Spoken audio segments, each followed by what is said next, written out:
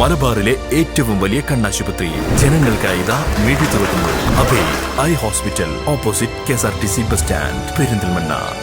ചെറുപ്പുളശ്ശേരി ചളവറയിൽ മദ്യലഹരിയിൽ മകൻ അച്ഛനെ മഴുകൊണ്ട് വെട്ടിക്കൊന്നു. ചിറയിൽ കോളനിയിൽ കറുപ്പനാണ് കൊല്ലപ്പെട്ടത്. ചെറുപ്പുളശ്ശേരി ചളവറയിൽ മദ്യലഹരിയിൽ മകൻ അച്ഛനെ മഴുകൊണ്ട് വെട്ടിക്കൊന്നു.